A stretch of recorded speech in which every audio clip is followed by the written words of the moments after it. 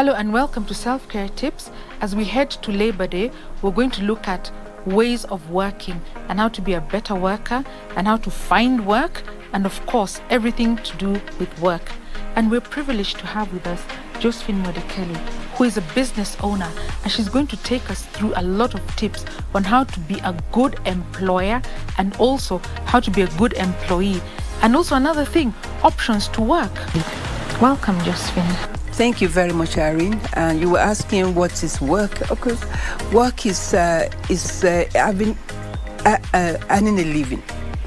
It's a method of actually in some people to achieve their dreams when you're working, especially the type of work. There are different types of work. Okay, like for myself, I started. My background is working in different hospitals in pathology. Now that's what I'm into nowadays, and I love it. I've been involved with it for over 28 years, also, which also to do with my profession. And network marketing is the one thing I like about network marketing. You are your own boss. I feel I have that freedom of connecting with as many people as I want, and the people in my type of organization, I've been training them how to approach customers out there, how to follow up. You have to have the passion in life. In order to succeed, you have to like what you do. Very, very important. So for me, I just feel blessed, and I love it. Thank you very much, Josephine. It is obvious that you have a lot of passion for your work, and it looks like you are a go-getter. As an employer, get your employees off their feet. Let them work hard. Give them that chance to grow.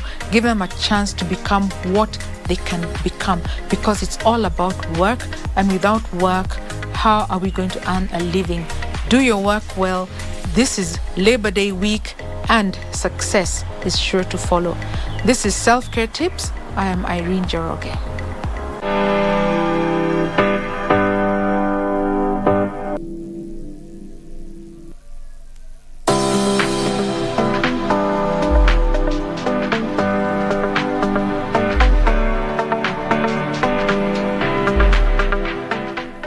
Uchaguzi mkuu wa tarehe 9 Agosti utabadilisha pakubwa taswira ya kisiasa ya taifa hili. Je, hii inamaanisha nini kwako wewe mpiga kura? Kila Jumapili saa 12 jioni, jiunge nao Gladys Mungai na Harith Salim kwenye makala yetu ya Kenya ya Amua, ambapo pamoja na wadau mbalimbali watajadili na kudadavua kwa kina michakato ya uchaguzi. Fanya uamuzi wa busara. Usikose kutazama Kenya ya Amua kila Jumapili kwenye runinga uipendayo ya KBC Channel 1. Every couple has that weird thing they do. No, we're not like that. I see you had company. Huh? 2 plates, 2 glasses. Oh, yeah, I did.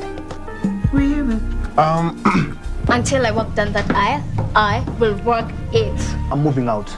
What? Why? Things are not working out. What do you mean things are not working out? We were fine yesterday. My ex-wife is coming to town tomorrow, and they're going to try and make things work out.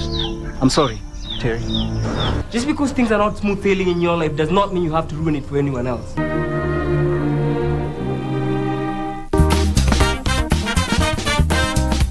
The Kenyan Constitution has a 2/3 gender role provision for every elected office. We have seen women coming up very strongly after the 2/3 gender rule that was passed.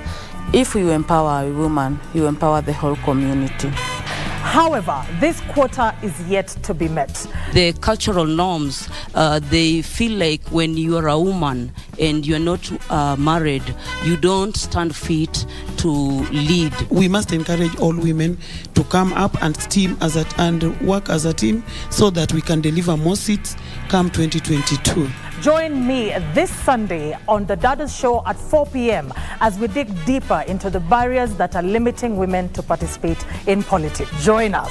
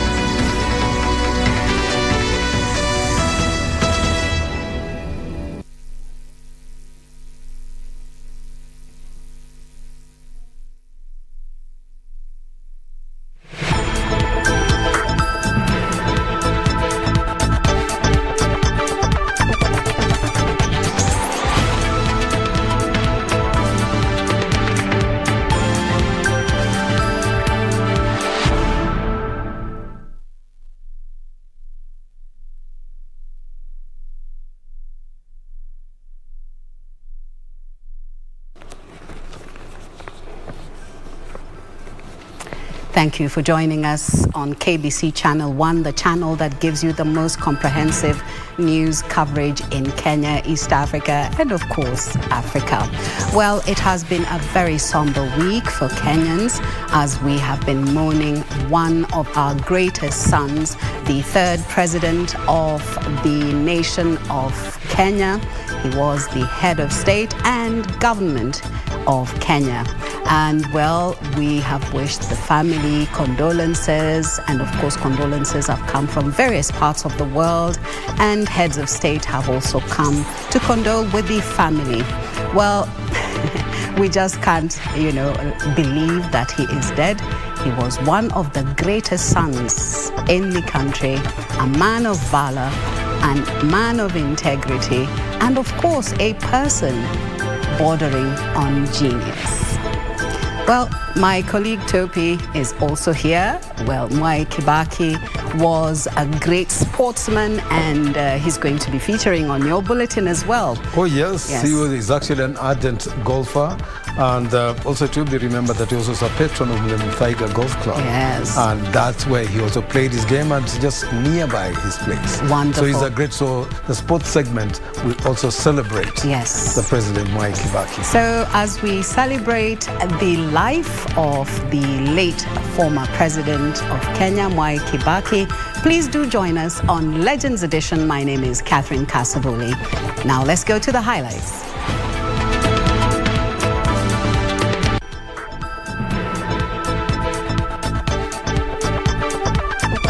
"19-gun salute. Former President Mwai Kibaki laid to rest in his Othaya home with full military honors."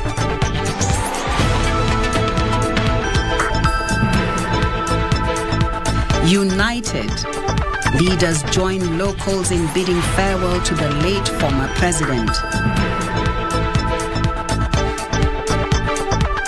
And a nation at a standstill. Kenyans glued to screens to follow the live proceedings of the late former president's final journey.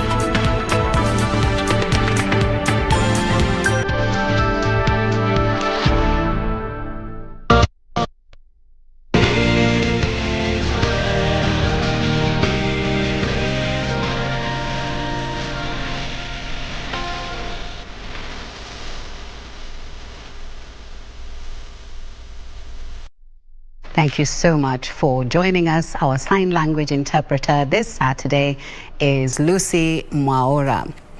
The remains of Kenya's third president, Mwai Kibaki, have been interred in his Othaya home in Nyeri County. The late Kibaki was accorded a state burial complete with a 19-gun salute in line with military tradition. President Uhuru Kenyatta, who led Kenyans at the funeral service, called on leaders and citizens to emulate Kibaki, who believed in hard work.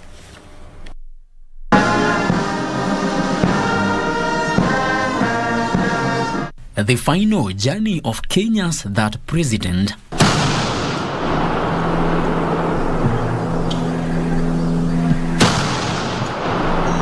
eulogized as a visionary, a leader, and a man who held deep family values.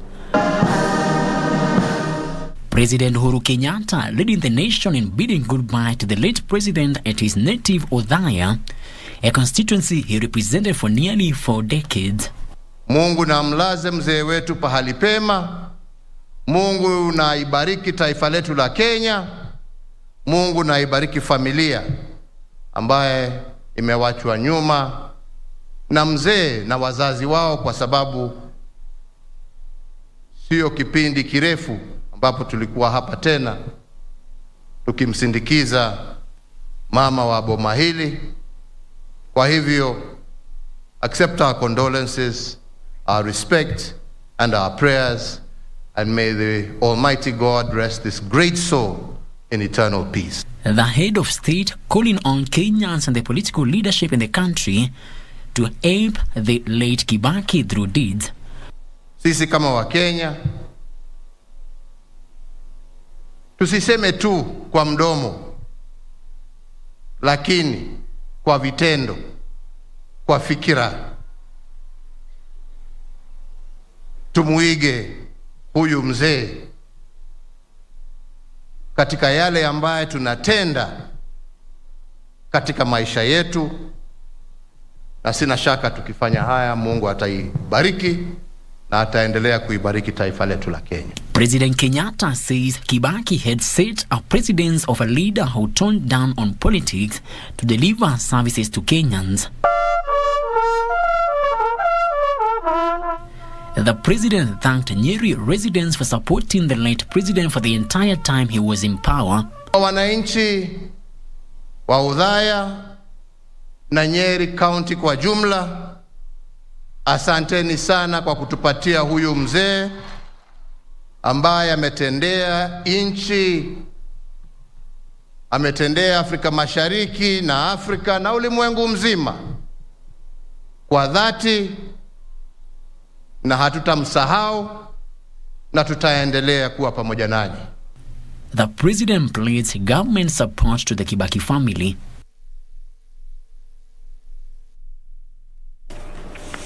The church has eulogized the late former president Mwai Kibaki as a leader who led with sense of respect to God and humanity. Nyeri Catholic Archbishop Anthony Muheria, who presided over the funeral service for the late president at Othaya approved school grounds, Nyeri County applauded Kibaki for exercising the virtue of reconciliation, forgiveness, honesty, and respect, a virtue, he says, is lacking in many leaders. His family terming the late former president as a father, a friend, and a teacher who always demanded good results.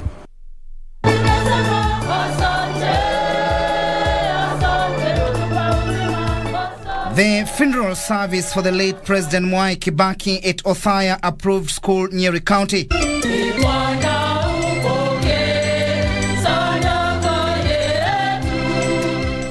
Nyeri Catholic Archbishop Anthony Muheria first led other bishops in praying for the departed soul of the late president, who was a staunch Catholic.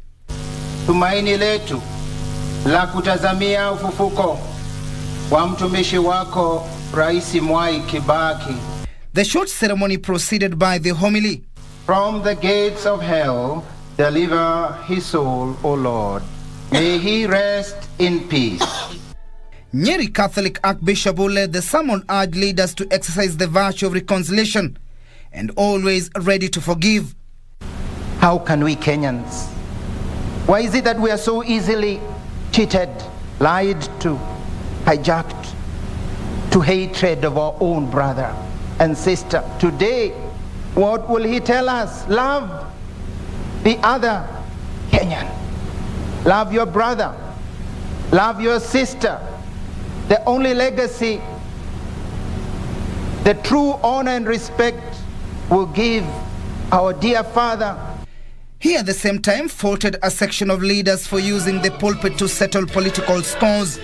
We Kenyans want to turn our places of worship into rowdy gatherings and sometimes political gatherings. Return to God what is God's. Give him his space.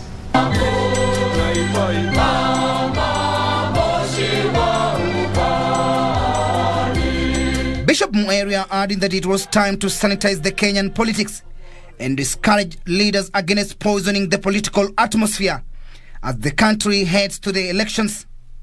Mzee, when he came there, that's it. Nothing, no messages. You told the messages as he leaves. This is respect to God. Great respect of the sacred spaces.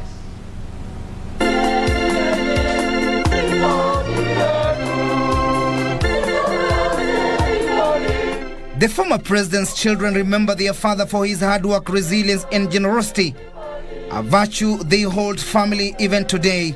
I can honestly say that Dad's political victories were hard-won battles. I was in the thick of his 4 presidential campaigns. They were not easy. Mzee was many things to me. Obviously, first, he was my father. He was a disciplinarian. But above all, he was a role model. He was one of the finest people I have ever known. His old-time friends remembering the late Kibaki as a selflessness and honest man. So he used to go to the university, lecture rooms, deliver a beautiful lecture, and then when he comes back, apparently, that's when he went to sleep.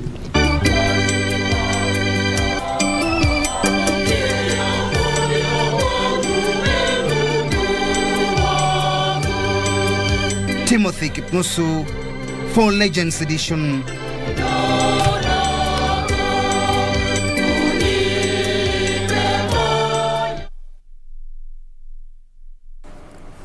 Deputy President Dr. William Ruto has called on Kenyans to go into the August 9 general election peacefully as an honor to the late former President Mwai Kibaki. Ruto, who spoke during the funeral service of the late president, credited him as the founder of modern-day Kenya. He urged the political class to emulate his style of leadership that embodied a unified Kenya. Deputy President William Ruto has hailed the late former President Mwai Kibaki as the founder of modern Kenya, enumerating his great achievements when he served as the head of state. He accomplished many things. From here, he became a great scholar.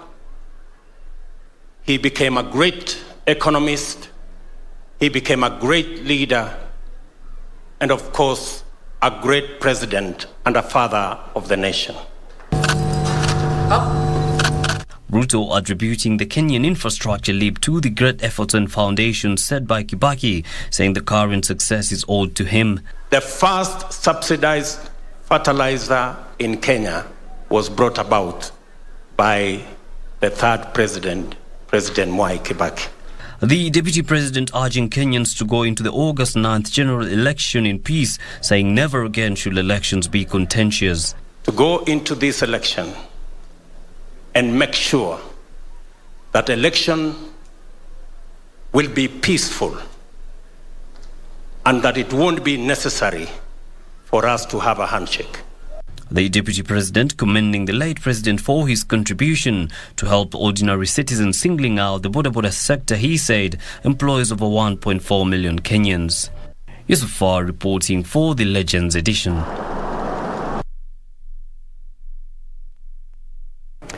Former Prime Minister and Azimio la Umoja One Kenya Alliance Party presidential flag bearer Raila Odinga has lauded the late President Mwai Kibaki for his efforts in unifying Kenyans and politicians across the political divide, while eulogizing Kibaki as a selfless and brilliant leader. Raila singled out the promulgation of the 2010 Constitution, which he said remains a mark of Kibaki's legacy. Shukuru Mungu kwa maisha ya baba yetu. Raila, who was once a prime minister during the tenure of former president, the late Kibaki, said Kibaki's legacy was filled with strong development projects, including infrastructure. Work to try to bring these people together. Ken Matiba, Jaramogi, and Kibaki. Eventually try to, with Kibaki's people, we're negotiating. Uncle George Mohoho is here. And the late John Keane. Gegi Muigai. You tried to negotiate. It was not possible. And you said that if you guys don't agree to hang together, you shall be hanged separately. Raila lauded Kibaki for his efforts in unifying Kenyans and politicians regardless of their political differences. He came up with progressive ideas and he was able to bring all of us together and create a team that was ready to work for Kenya and say that Kenya first, everybody else is second. And therefore, we are paying a tribute to a great Kenyan leader. Fare thee well, Mwai Kibaki. The former Prime Minister glossed Kibaki as a brilliant leader who made huge strides in leading the nation by introducing the 2010 Constitution. Mwai Kibaki is somebody with a clear foresight and is ready to negotiate and also to take in new ideas. And through that, he managed to open the government and get new progressive ideas about development. So here, we've come today to say goodbye. Former head of civil service and a close ally to the late Kibaki, Francis Muthaura, described Kibaki as a great economist who introduced the Economic Recovery and Job Creation Program. He was our teacher. He empowered all of us in the public service. He empowered the private sector. He empowered our military. He empowered our judicial service. Actually, there is nobody in the public service who cannot say he learned and got a lot of inspiration from our departed president. Muthaura said Kibaki will be remembered as the father of modern-day Kenya, who created a firm foundation for social, economic and political development. He focused on the essential foundation of the economy, the infrastructure, the roads. Frederick Moki for Legends Edition. The late President Mwai Kibaki was buried in a private ceremony conducted by the Catholic Church and military. Unlike opulence, Kibaki's remains were interred in a modest grave at Kanyange village in Othaya, Nyeri County. Only close family members, military and senior government officials were allowed at the late president's home.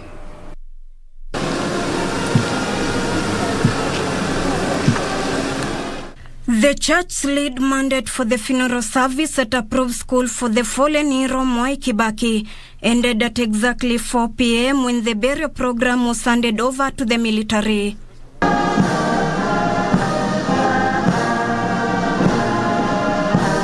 From there, it was only the most immediate family members that were allowed to escort the body to his home compound.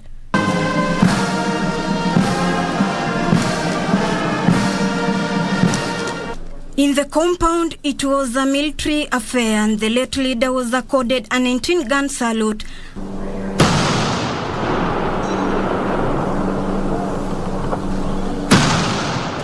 After his casket had been lowered to its final resting place.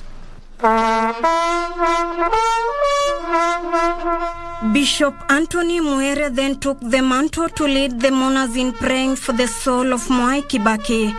Emilio Mwai Kibaki has gone to his rest in the peace of Christ.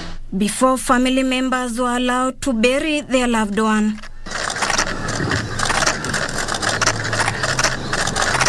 President Uhuru Kenyatta and First Lady Margaret Kenyatta then led top government officials to bid the late leader farewell. A floral arrangement followed. After the burial ceremony, the family was handed the presidential standard flag that was used by the former late president and the national flag. Kwa majeshi ya ulinzi ya kuweza kuwapa pole zetu. This before the military brought the event to a close, marking the end of an era with the national anthem.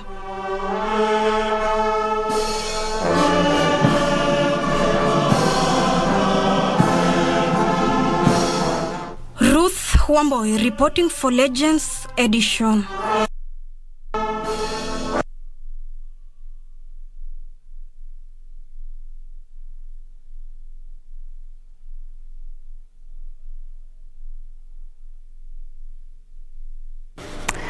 A great son of the soil laid to rest, of course, a great son who brought a paradigm shift in the country.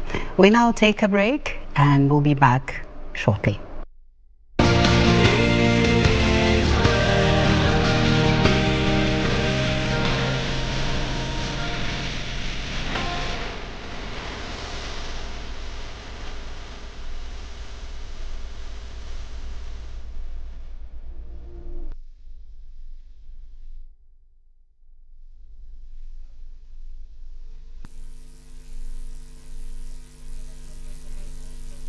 Kupata weka imani kama skiza tune kwenye simu yako, dial *811*759 hash. Jameni, yani kuna watu wanapitianga mambo. Wacha vile sisi tunaonanga mambo kitoko. Kuna watu wamepitia mambo makubwa. Fikiria kuhusu Job.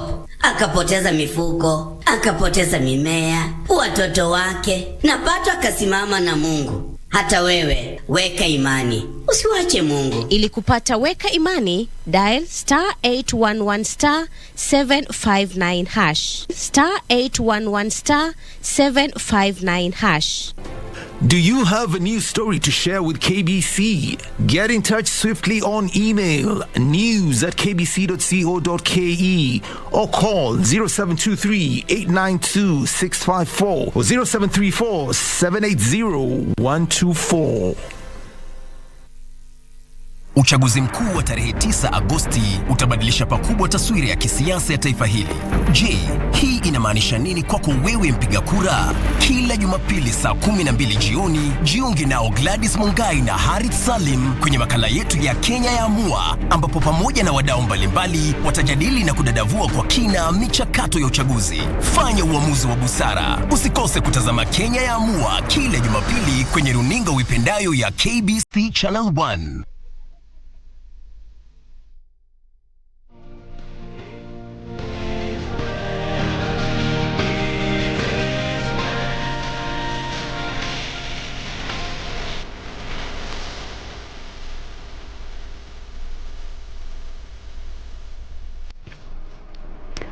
Welcome back.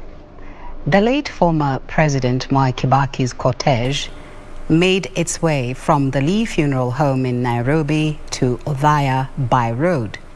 The cortege left the funeral home at 7 a.m. for burial in Othaya as per the wishes of the family. Thousands of Kenyans lined up by the roadside to bid goodbye to a man who represented Othaya for almost half a century. Irene Muchuma reports. So may he bring Mwai Kibaki to the fullness of resurrection and life with all the redeemed. Amen.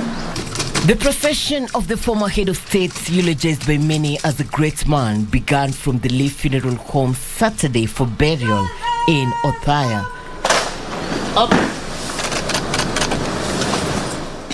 The casket bearing the remains of the late former president dropped in a national flag before being loaded to a horse carriage and escorted by the military all the way from Nairobi to Nyeri, almost 160 kilometers. KBC transmitting live the memorable moments of the late former president on his final journey on earth all the way through. The motorcade used Thika Superhighway, one of the national projects that the late president was credited for initiating in Kenya.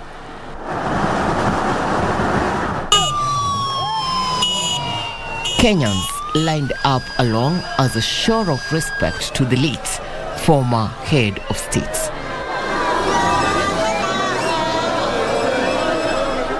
The motorcade arriving in Nyeri at 11 o'clock for a funeral service led by the Catholic Church. Irene Mchuma Odim, the Legends Edition.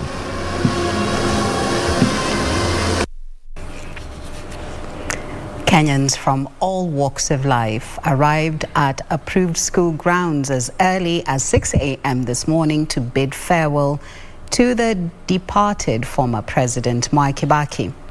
Security was heightened at the entrance with nothing left to chance. Security officers frisked everyone who came for the ceremony. Kenyans made their way to approved grounds, the venue of the departed former President Kibaki's funeral service. The young and old at equal measures. But before you access the venue, a thorough search at the gate by security officers was in order. Long queues could be witnessed outside the grounds. Those carrying refreshments were forced to discard them before they were allowed to the grounds. Matchboxes and cigarettes also had to be left behind. Once inside the grounds, members of the public were provided with bottled water, sodas, and a loaf of bread, then led to a designated area. One side of the grounds were pictures of the late Kibaki demonstrating his journey of life. The pictures told a story of Kibaki's greatest moments as a family man and politician. Since the approved school grounds could only hold 15,000 guests,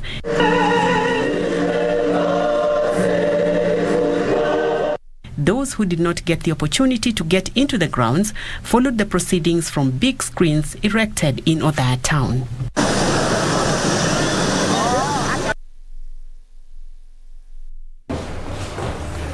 Kenyans from all walks of life arrived.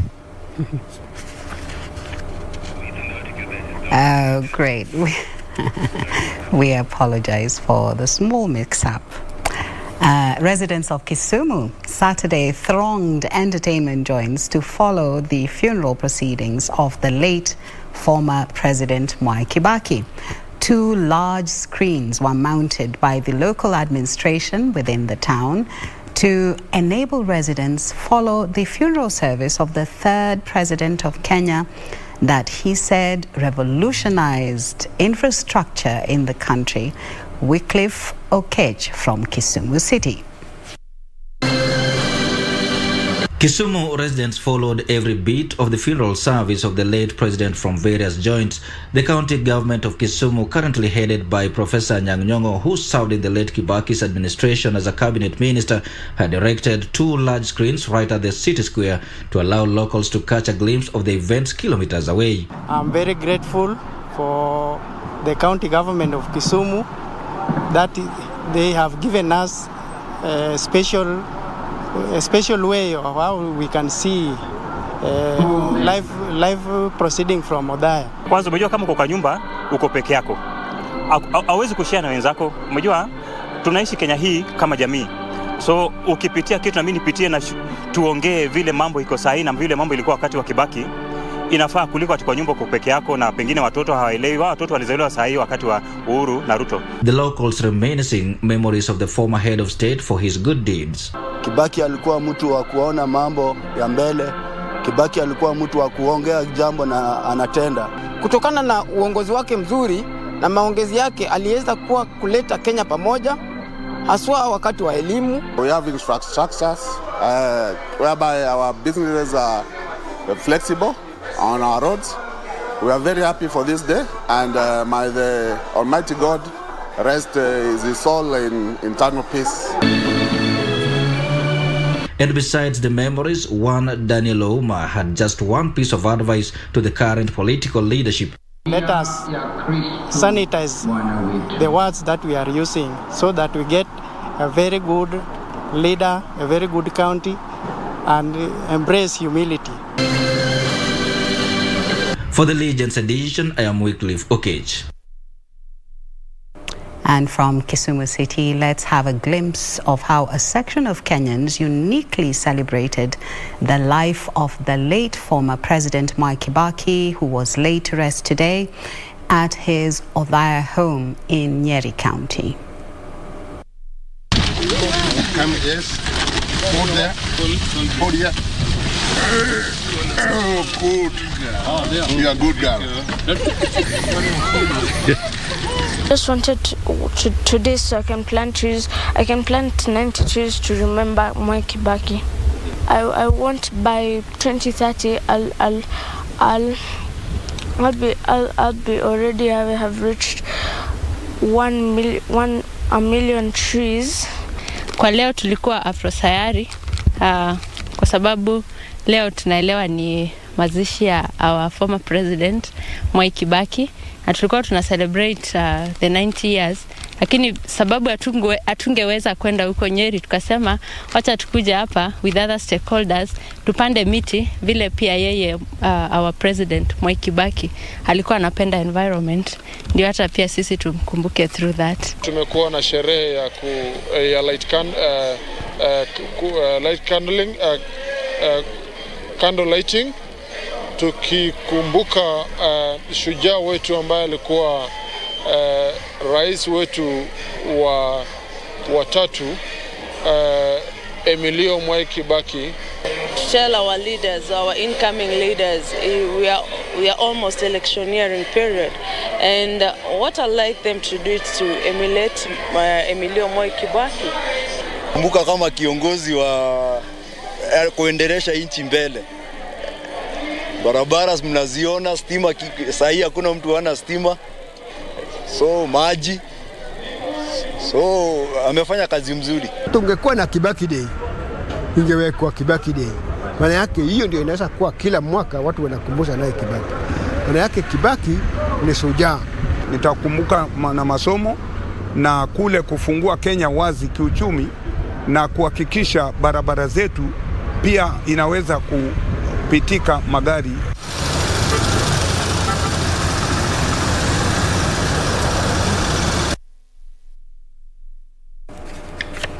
Well, I remember his slogan, Toka Gizani, Kuna Mwangaza.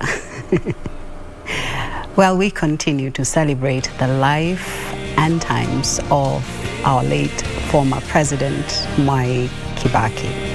We take a break. When we come back, Topi Liambila will be here with more in sports.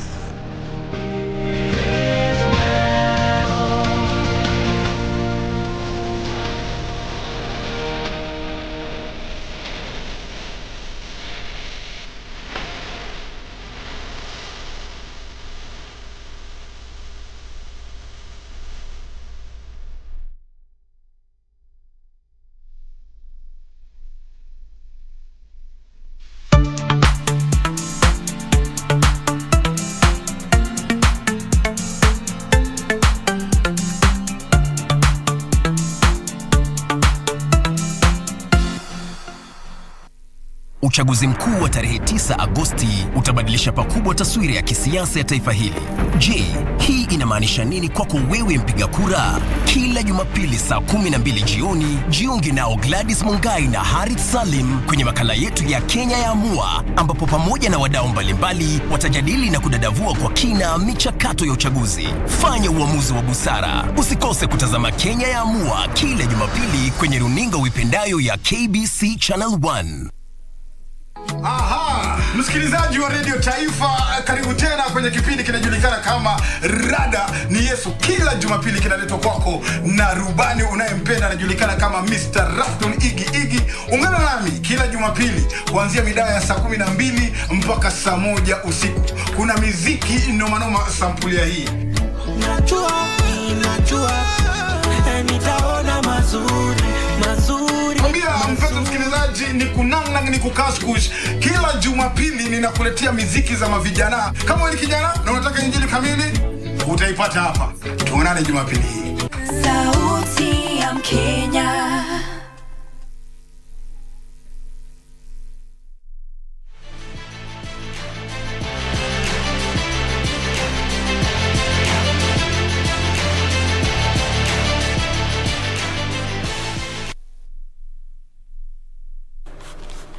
Once again, a good evening. I'm Topi Liambila, and as is my duty every Saturday evening on the Legends edition, I bring you a comprehensive look at sports today.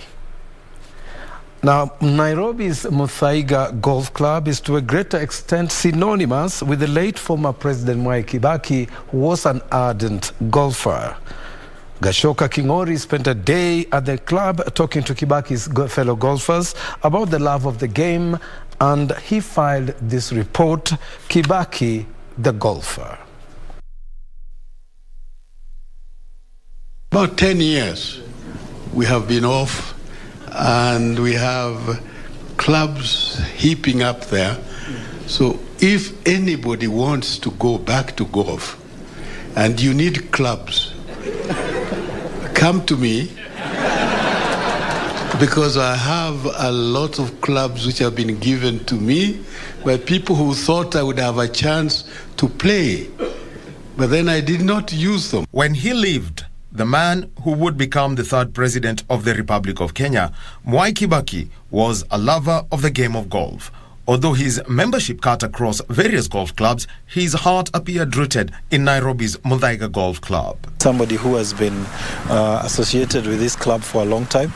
I know the word out there usually is, if you're at Muthaiga, you're at the place where Kibaki plays, and Kibaki was always associated with Muthaiga. So we spent a day in Muthaiga Golf Club where golfers talked about the man they adored. To some like 85-year-old Solomon Karanja, his relationship with Kibaki runs deep and personal. When I graduated and I was working for a short time before joining the university again, he came and stayed with me at Adams Arcade. We were 3 bachelors there. Myself, Mwai, and a friend of his who had come from Cambridge. We actually stayed there until both of us went to get married to us, separate sprouts.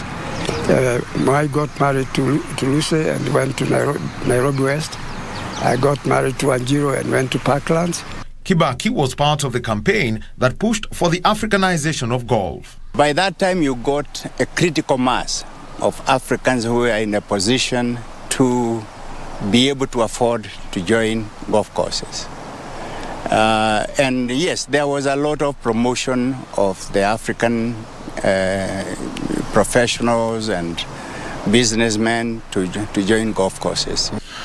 While deputizing the late President Daniel Arap Moi between 1978 and 1988, Kibaki would religiously create time for a round of golf within his busy schedules.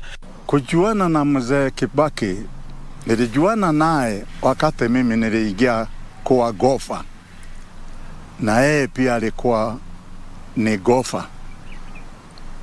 Hapo wakati tunacheza competition na wakati tunacheza friendly, sana alikuwa tunakaribiana kwa sababu ya umri ulikuwa unakaribiana. Sio mimi peke yangu, rika yetu, rika yake na yangu ilikuwa inakaribiana. Sana tulikuwa na wakati kunafanywa draw, huyu atacheza na nani na huyu anacheza na nani, makapten sana walikuwa wanachaguaga watu ambayo wanaonekana ndio wanaweza kucheza na mzee, maana yeye ni mkubwa. Alikuwa anatafutwa wale watu karibu na karibia rika yake.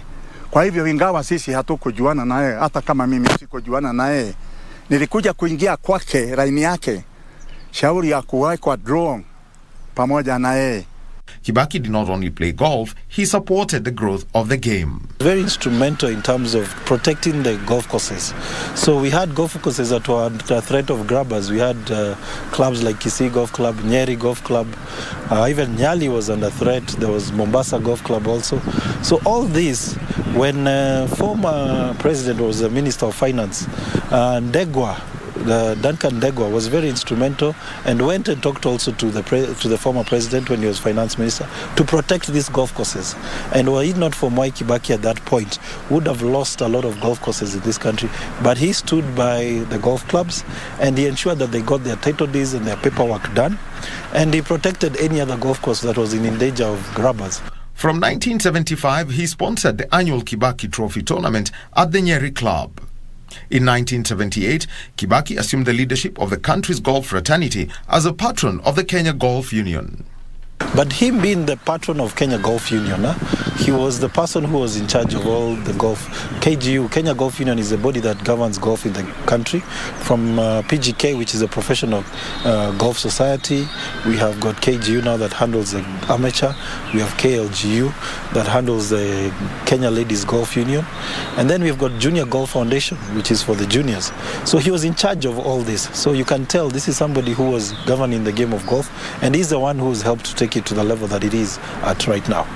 His leadership of the game, members say, is similar to how he spearheaded the affairs of the country. No, Kibaki was a very interesting man in terms of leadership. He used to very often say that you cannot accomplish anything great alone. And he used to emphasize the importance of teamwork. And even when we were playing game of golf, he always used to emphasize that this game you can never be played by a single person. You can play alone, but it's more enjoyable when it is played as a team. As a leader, Kibaki believed also in delegation, but not just delegation alone, but he always believed that if you get the best people, and you give them a job, and then you delegate, and then you leave them alone. You do not interfere with them, and you let them do their job. And they should only come to you only when they have a special challenge which required his attention. Therefore, he let clubs to manage themselves. He never interfered with the elections of club members or leaders. And he did not like those who looked down upon their juniors. I think he was very much an easy man to get with and concerned about others. I remember coming up here once, just to give you an example, and with Kirubi, the little Chris Kirubi, we were playing golf, and as we were coming up there, Kirubi threw his club into that fence. And then he asked his caddy to go and get it, and why would the caddy not to get it? He has thrown it deliberately. Let him go get it. That's the kind of man he is. Kibaki was inducted into the Kenya Open Golf Limited Hall of Fame in 2018 for his contribution to the sport.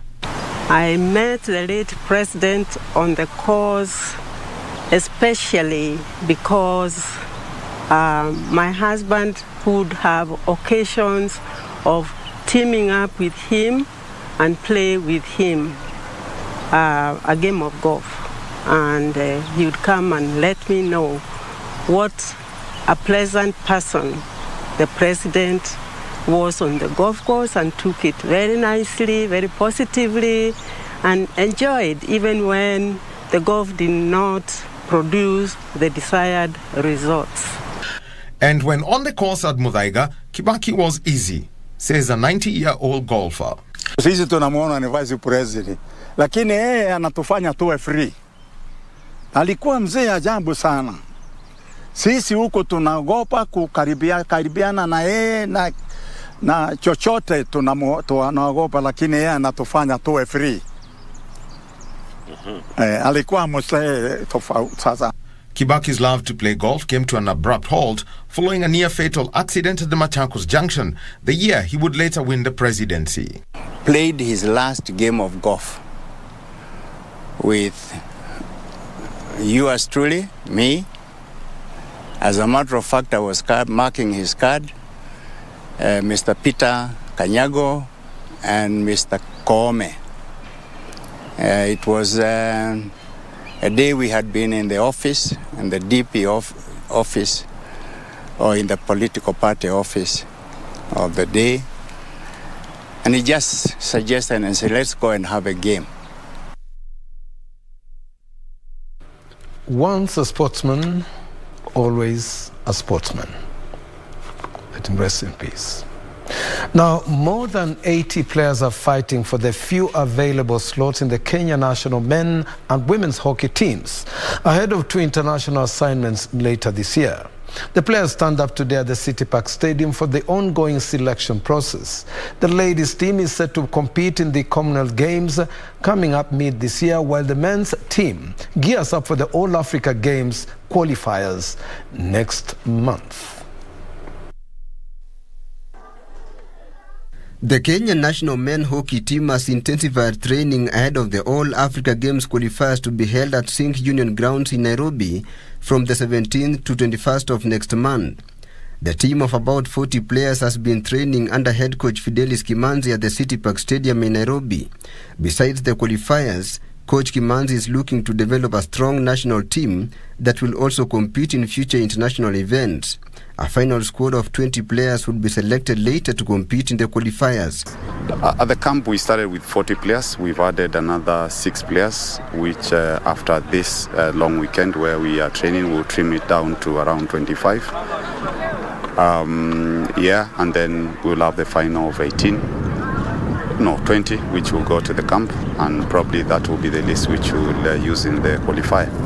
At the moment, so today we are having 46, and that's what we intend to closely monitor them, take them through phases, through our structures, systems of play, and then the selection committee will be watching, and we will pick up the final list. Their lady counterparts, still undergoing selection process, are preparing for the Commonwealth Games in Birmingham, having secured a ticket from the Africa Cup of Nations in Ghana, where they won a bronze medal. Very successful. Let me start on that point. I think what we try to do is to try to incorporate all the players around the country that perhaps we didn't have a look at before. And so far it's going well. We've been training for a few months now towards the Commonwealth, and as of today, I'm a very happy coach because I'm very happy with the fitness results that I've seen today in terms of where we want to be at this point. So going forward, I think we are in a good place. The ladies will report to camp next month after the selection process is complete, and the team in camp will again be reduced to a final squad that will travel to the United Kingdom. Now, Ghana's Exchequers and USIU Kenya registered wins on the first day of the Gold Cup Hockey Club Invitational Tournament, which began today at the Sikh Union Club in Nairobi. USIU Kenya defeated Strathmore Kenya 1-0, while Exchequers Ghana thrashed Kenya Police 4-1. Samson Arati scored the only goal for USIU as they registered a 1-0 win over Strathmore in the opening match of the Gold Cup Hockey Club Invitational Tournament at the Sikh Union in Nairobi. Ratia scored the long goal in the 30th minute of the match that had little chances on goal, with both sides sharing an almost 50-50% possession.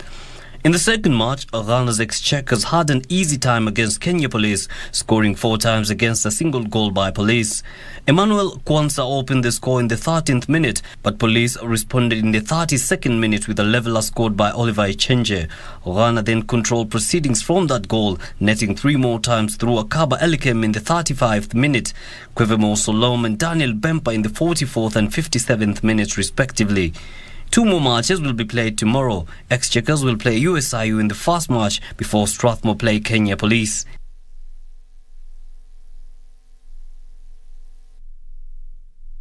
Now, Bankers KCB defeated KDF in 3 straight sets in the only volleyball league match played today at the Nyayo National Stadium. The 2 other fixtures on the card today were not played after Vihiga County and the Kenya Army failed to turn up for their respective matches against Kenya Pipeline and Nairobi Prisons, respectively. KCB took control of the match in the first set, winning 25-21, before dominating the second set to win 25-13. KDF are up their game in the final set, but few mistakes led them to slip again, losing that final set 25-19. Pipeline and Prisons then opted to stage a friendly match after their opponents failed to honor their fixtures. Let's take a look.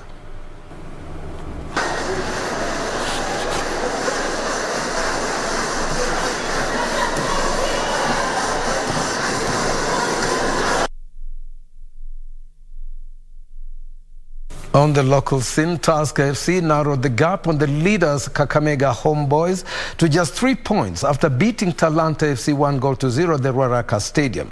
Rogers Ouma scored the lone goal of the match in the 31st minute of the game. Bandari defeated Bidco United 2-1, while Vihiga Bullets lost 1-0 to Posta Rangers. Some of the action. Over to the international scene, Liverpool kept themselves firmly in the fight for the quadruple as they overcame a spirited Newcastle 1-0 at the St. James Park. Coach Jurgen Klopp made 5 changes, including leaving top scorer Mohamed Salah on the bench from the Champions League semi-final game on Wednesday. Let's take a look. Those from looking for Gomez. Joelinton, who's been a good ball in as well. Sadio Mane there to attack it, although the offside flag is up. Yeah, and there's an example. Allison's there in a much more orthodox manner.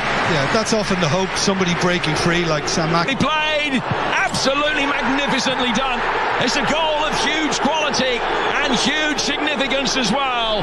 But he's shrouded in controversy as Fabian Schär lies on the deck. Newcastle felt as though it should have been a free kick. Liverpool take advantage.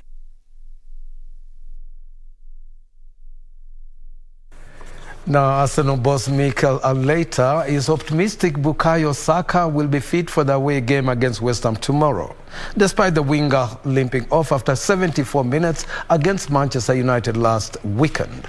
The Gunners are without Kieran Tierney and Thomas Partey, neither of whom is likely to play again this season. That fixture and many more follow in our sports diary.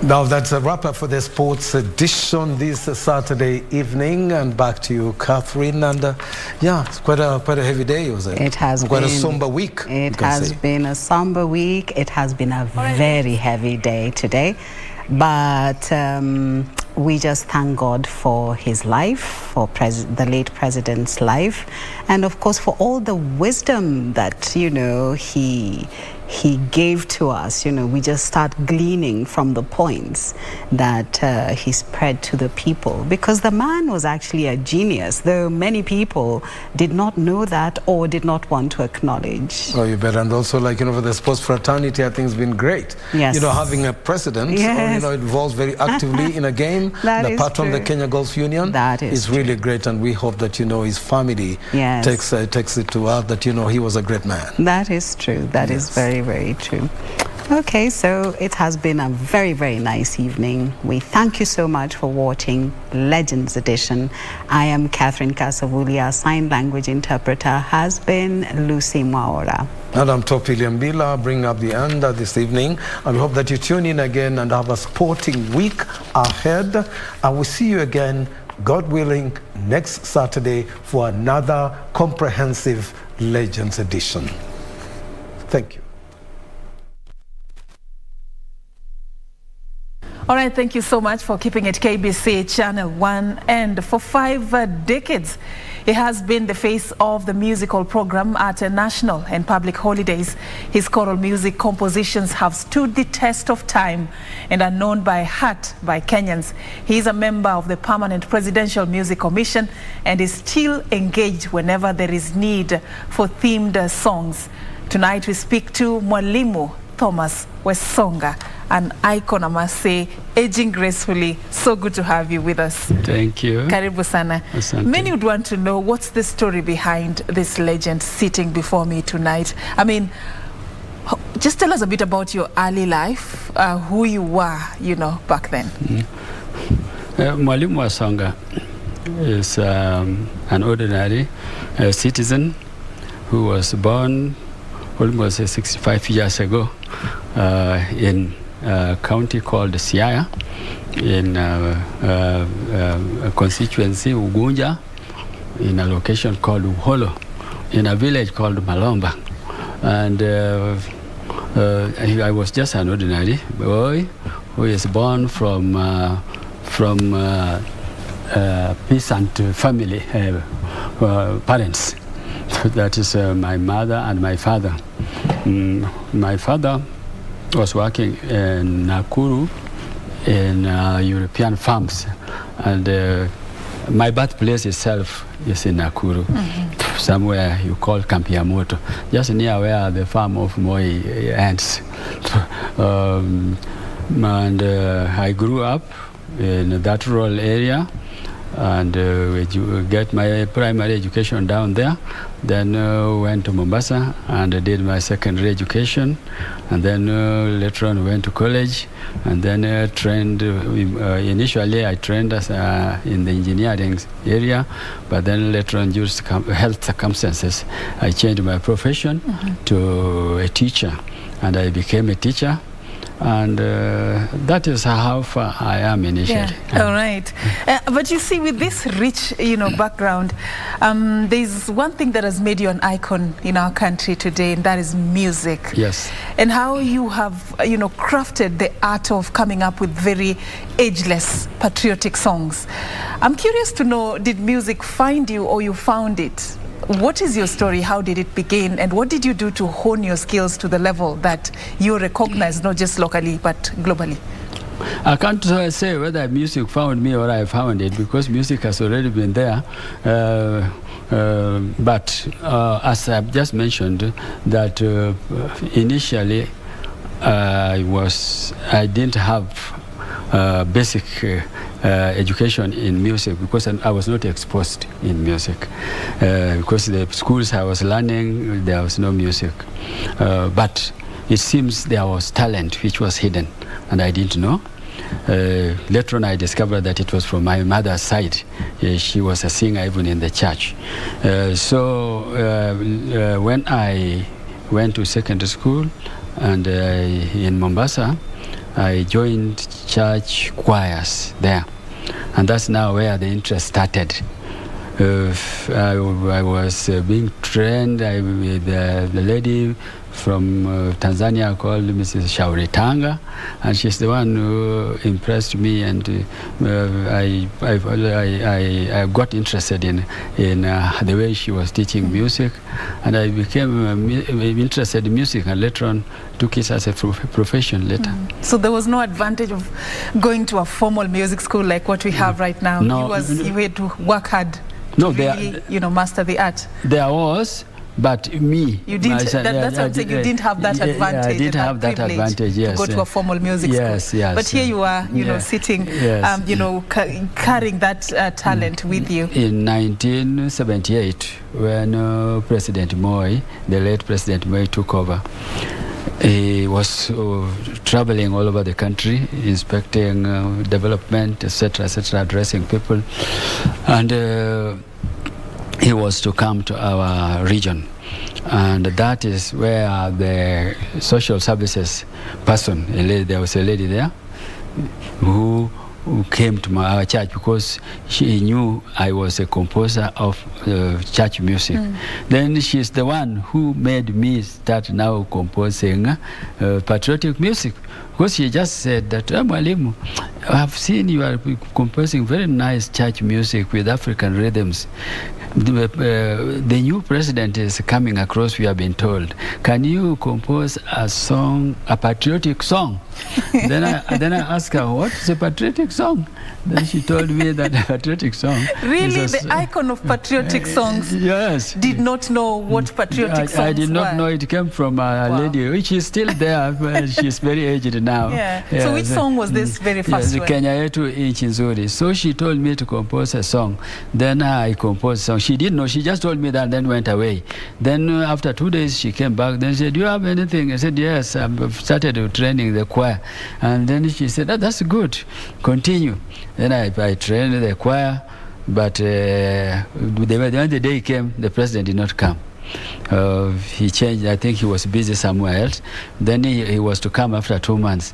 Then she said, continue polishing that song. That's how you got into that song. And now people were interested. I have not sung it outside. It's just with the choir alone. Continue polishing that song. We have been told it's coming again.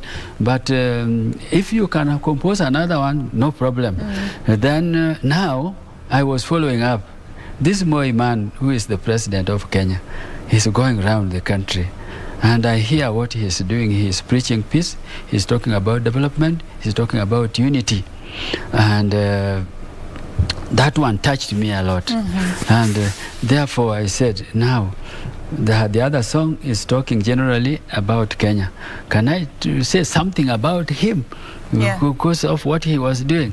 Then is when I composed the song Tawala Kenya. Tawala Kenya. Yes. So Tawala Kenya came, it was not commissioned by Moi himself? No. Wow. First of all, he had it after 5 years. After 5 years, after you composed the song? Because even when I composed it, he never came again. And then I got transferred and went to Mombasa. We went back to where I was studying. And that is now when I joined the Mombasa Teachers Choir, and this is the choir that I trained this music, and that is when later on he heard the song. So several songs, several songs came after that. Yes, and one that stands out for me is Heko Jamhuri. This is a song that pushed you to prominence, and you performed it over the years with many choirs, including the Muungano Choir. I just want to do something interesting. Just sing something for us. Heko Jamhuri, a special request for me. The first verse was talking of 20 years, but later on, after it became so popular, I changed it to be a song of all seasons, and that's why I changed the first verse. So originally it was being sung, miaka 20 imepita wa Jamhuri Kenya yetu, haya sisi sote wananchi tushangilie. Heko Jamhuri, heko Jamhuri, heko Jamhuri, Kenya yetu yaenda mbele. Heko Jamhuri, heko Jamhuri, heko Jamhuri, Kenya yetu yaenda mbele. Iklaya zaenda mbele, tarafa zaenda mbele, mikoa yaenda mbele, nchi yote yaenda mbele, etc. And it became like that. Even now people are asking me, how did I knew that devolution was coming?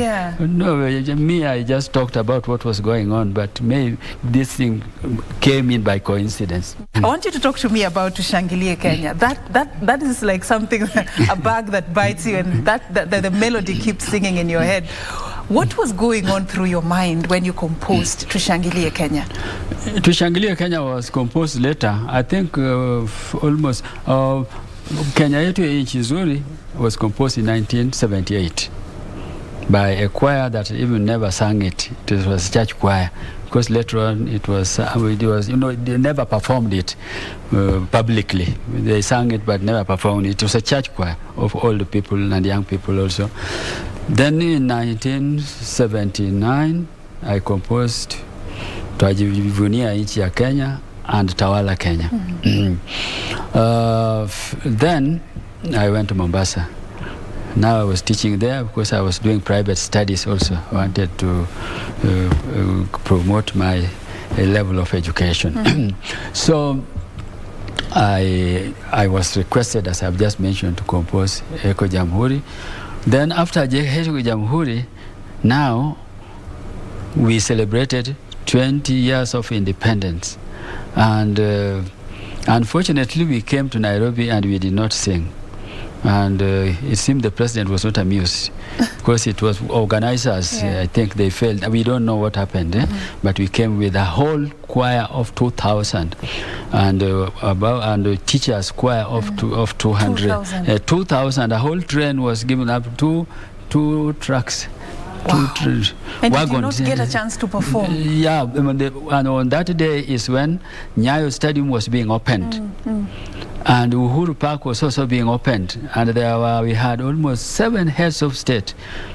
That's President Kaunda, this one of Ethiopia, Mobutu Sese Seko, Bote. And so at night, we were the first performance was at night to open the Nyayo Stadium. And then in the morning, the main day was Uhuru Park. But by coincidence, a bad arrangement by that time, organizers, we were being accommodated in different places. And nobody arranged for transportation in the morning. Because some were at Bagati, this one, it is now called Media, University, the other one, the one of Teleposta. Then others were in Mangu, and others in Nairobi School, others were in Alliance, others were, we were staggered all over. So in the morning, they could not collect us and bring us to the stadium to sing. So the program went on without us singing. And I think Moi was not happy the people about were not happy. We went back. But then later on, they decided that this young man who is training choirs in Mombasa, we want him to do it nationally. All right. And I was transferred to Nairobi. All right, let me just move you a bit faster. In the 1980s, saw the rise of what was known as the Nyayo songs. Yes. We remember songs like Tawala Kenya, Tawala, the one you just talked about, Rais Moi Asante, Yes. Fimbo ya Nyayo. Did he commission the songs, or what was the inspiration behind, your passion to write about the president then? Another misinterpretation was coming from politicians, maybe who are not within the system, and there were some of them were the ones who were misinterpreting that Moi was sitting with musicians and these people were composing so that to tell them to compose or pay them. No, or me because I was one of them. All the music that we hear about Moi during that time, he didn't know how they came up. They were just hearing what he is doing and following up, and they are composing.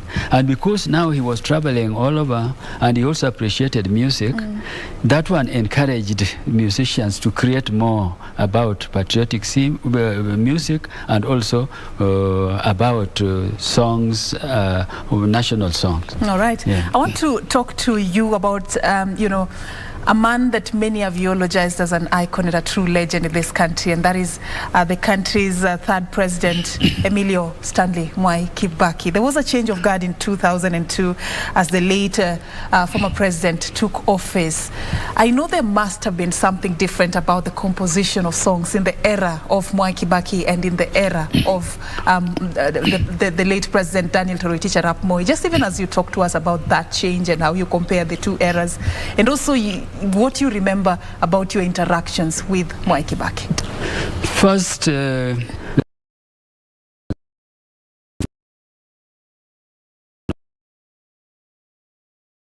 behalf of the music fraternity, that we have lost a great leader, President Mwai Kibaki.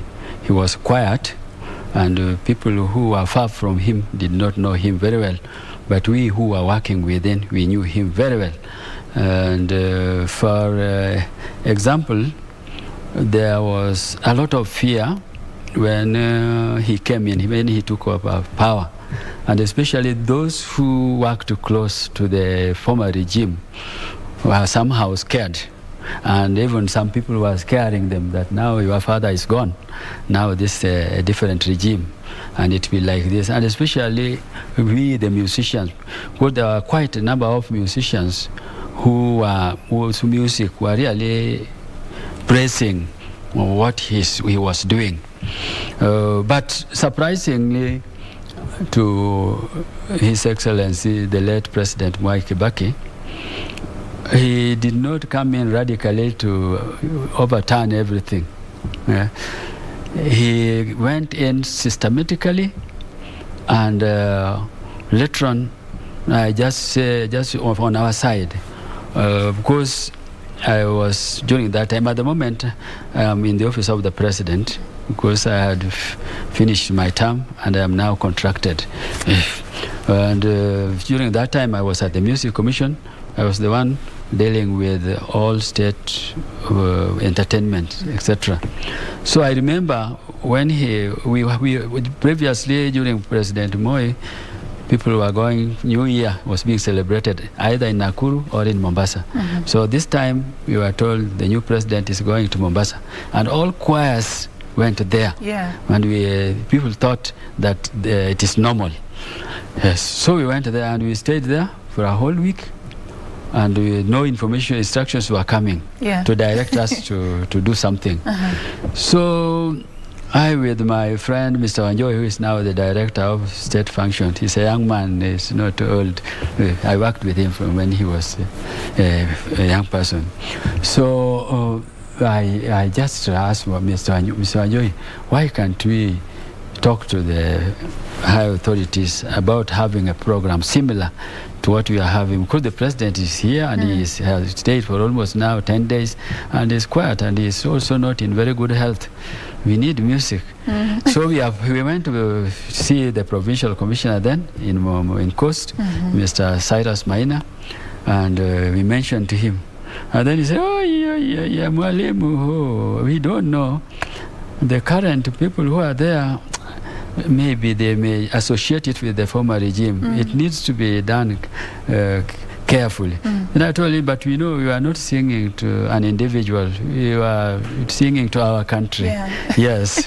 Then he said, truly, truly. And the country has to go. And these are just people like us. They don't come from heaven. I think it's just a problem. Then he went to Matere Kireri, who was the controller of State House.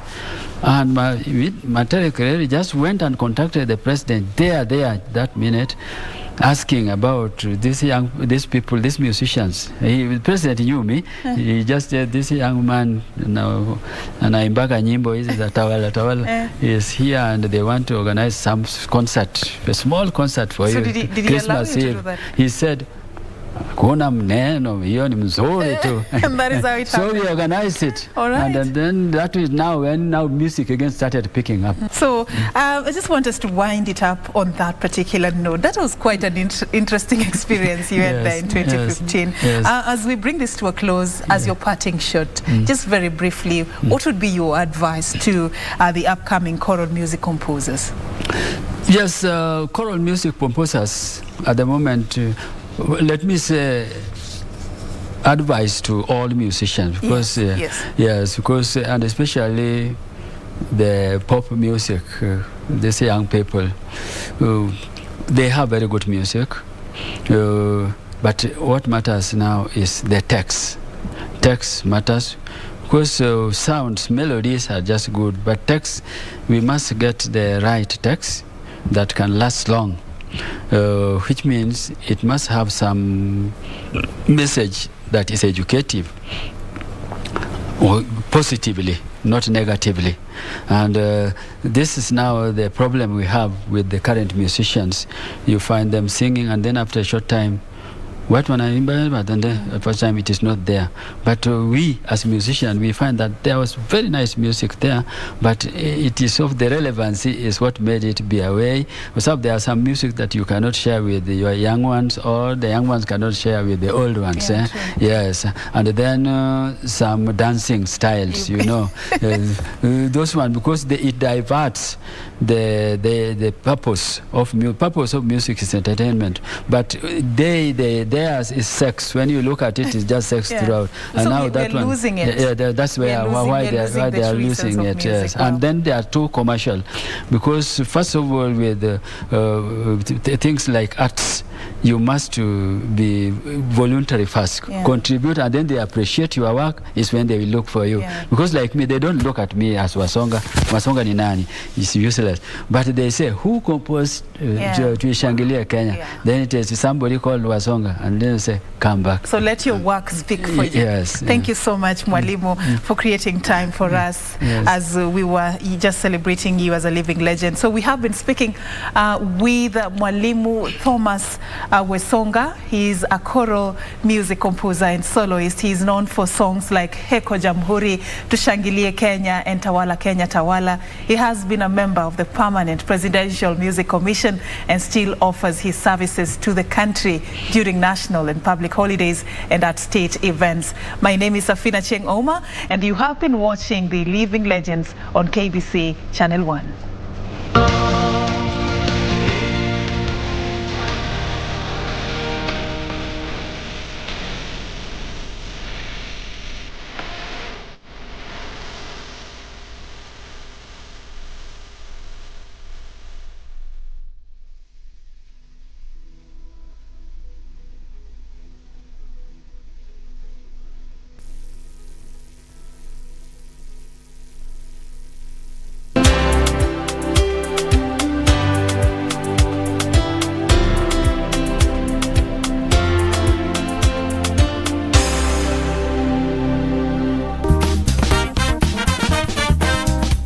The Kenyan Constitution has a 2/3 gender role provision for every elected office. We have seen women coming up very strongly after the 2/3 gender rule that was passed. If you empower a woman, you empower the whole community. However, this quota is yet to be met. The cultural norms, they feel like when you are a woman and you're not married, you don't stand fit to lead. We must encourage all women to come up and work as a team so that we can deliver more seats come 2022. Join me this Sunday on The Dadas Show at 4 p.m. as we dig deeper into the barriers that are limiting women to participate in politics. Join us. Aha, msikilizaji wa Radio Taifa, karibu tena kwenye kipindi kinajulikana kama Rada ni Yesu. Kila Jumapili kinaletwa kwako na rubani unayempenda anajulikana kama Mr. Rafton Igi. Ungana nami kila Jumapili kuanzia mida ya saa 12 mpaka saa 1 usiku. Kuna muziki noma sampulia hii. Najua nitaona mazuri.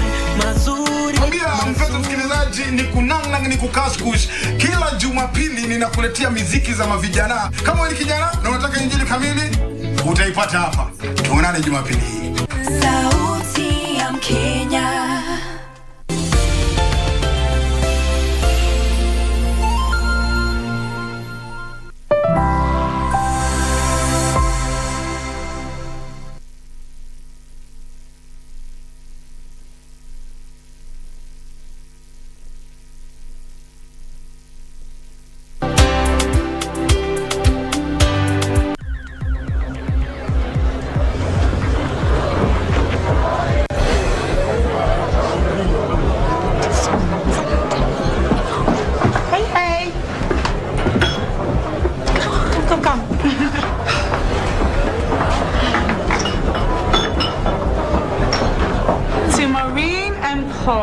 Here's to wishing you a lovely new chapter in your life.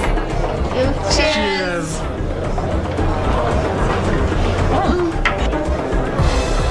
And may you flourish and have lots of babies. Not too many. Cheers.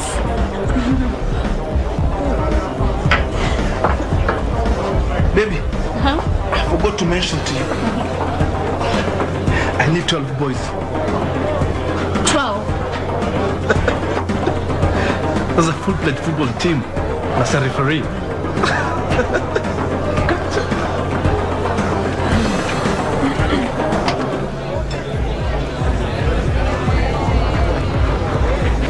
Is Richard still coming? Yeah, he should be. You mean he hasn't called yet? You know what, in fact, let me go call him.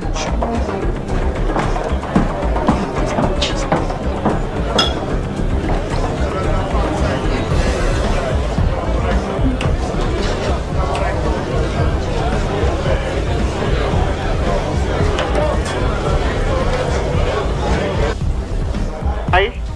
Hi, babe. Emma. Are you still coming? What? Imagine the boys dragged me to go to the game. Okay, I told you about Maureen and Paul's engagement party. Actually, I won't make it. You guys come here. Are you serious? Come on, I called you earlier and we agreed. Do you know how bad you're making me look right now? Babe.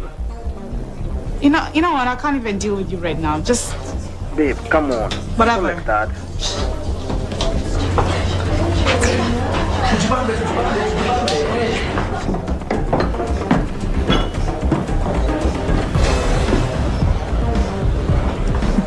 Those two? Crazy. Yeah. 2 peas in a pod. Easy. Like, did you get Richard? Yeah, he's not coming. Are you two guys okay? Yeah, we're fine. Yeah.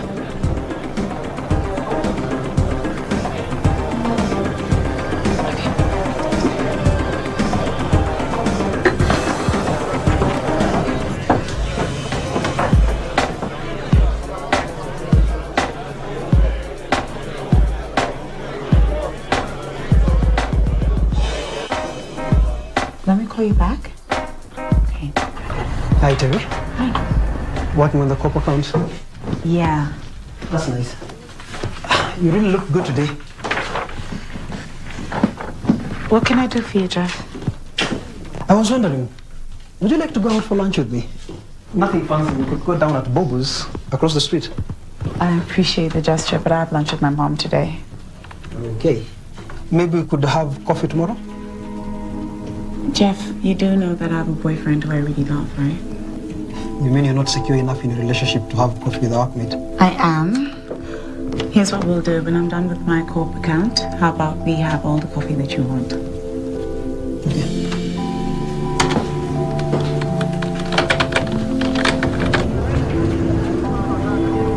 How is Richard?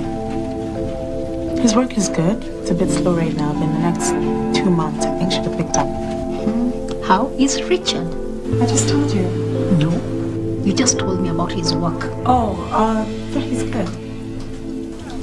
When are you two getting married? Married? You've been together for 4 years now? 5, actually. Exactly. Stop wasting each other's time. Plus, you're not getting any younger, and I'm not getting younger either. Despite, I want grandchildren. Mom, listen, I'm still very young. I mean, I'm only 29. Soon to be 30. Your cousin got married at 25. Your schoolmate is getting married. What's her name? Maureen. Maureen. Plus, I want to dance at your wedding while I still can. Mom, you're perfectly strong and healthy. That's what we all thought about your Aunt Joyce before she died with a stroke. Education, money, a good job, it's all great. And I'm happy for you for achieving it.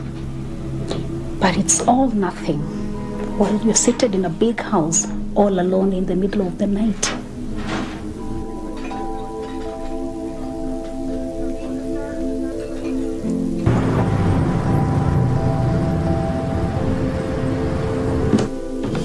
Hi, baby.